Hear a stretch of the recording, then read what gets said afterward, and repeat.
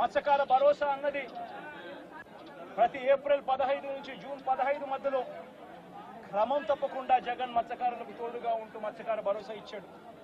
నేను అడుగుతా ఉన్నా, ఈరోజు వైఎస్ఆర్ కాంగ్రెస్ పార్టీ లేకపోవడం, చంద్రబాబు నాయుడు చెప్పిన అబద్ధపు మాటలతో ఈరోజు ప్రతి అక్క చెల్లెమ్మ ఎదురు చూస్తూ ఉంది.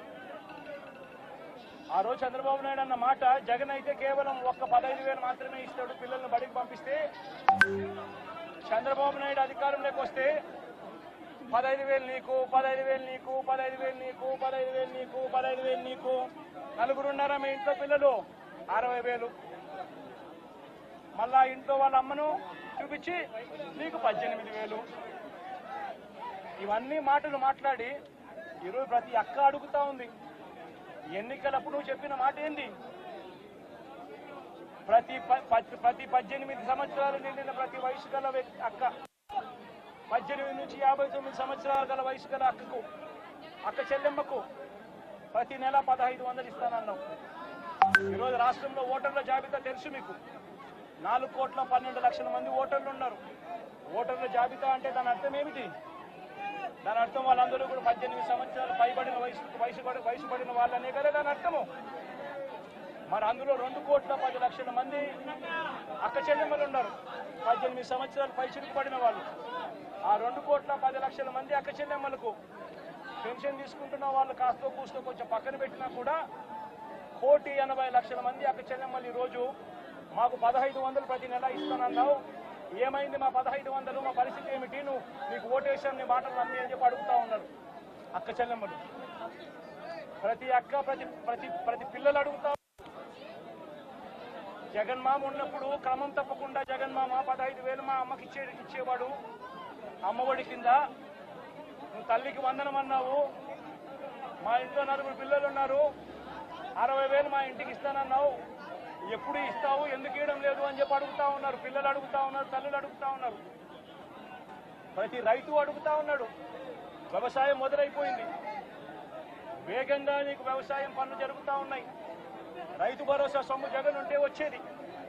నువ్వు 20,000 రూపాయలు ఇస్తానన్నావు రైతు భరోసా కింద.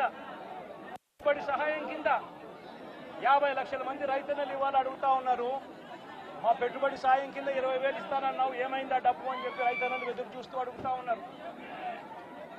ఈరోజు అక్క చెల్లెమ్మలు, పొదుపు సంఘాల్లో ఉన్న అక్క చెల్లెమ్మలు అడుగుతా ఉన్నారు, ఏప్రిల్లో పొదుపు సంఘాలకు 0 వడ్డీకి సంబంధించిన 0 వడ్డీ డబ్బులు కట్టాలి, మరి ఎందుకు 0 వడ్డీ డబ్బులు మాకు ఎందుకు కట్టడం లేదు అని అక్క చెల్లెమ్మలు అడుగుతా ఉన్నారు.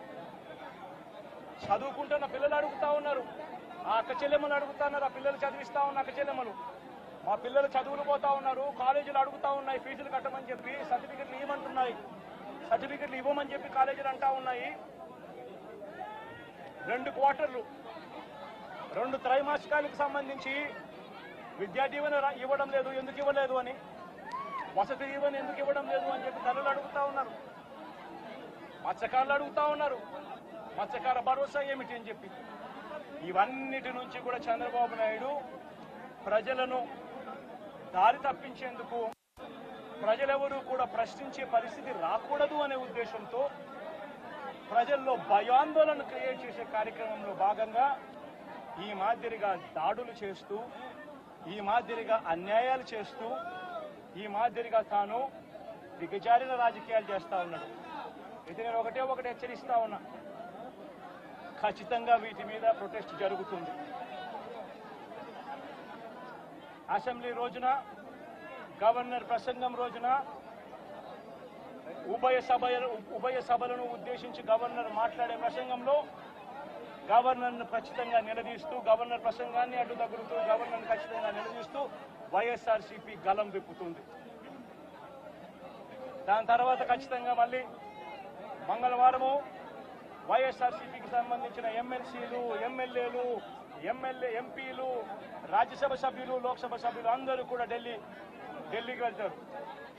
వెళ్ళి బుధవారము ఢిల్లీలో సింబాలిక్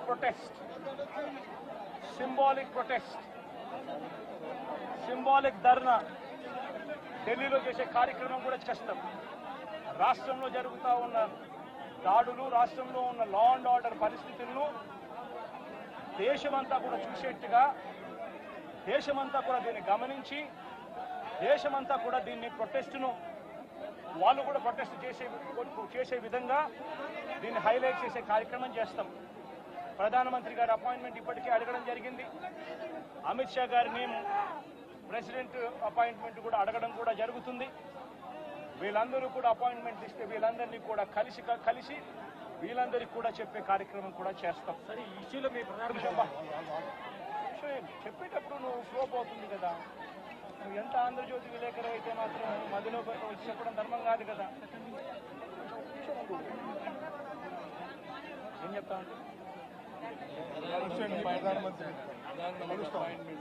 సీరియస్ గా జరుగుతా ఉన్నప్పుడు ప్రకారం మొదలు పెట్టారు.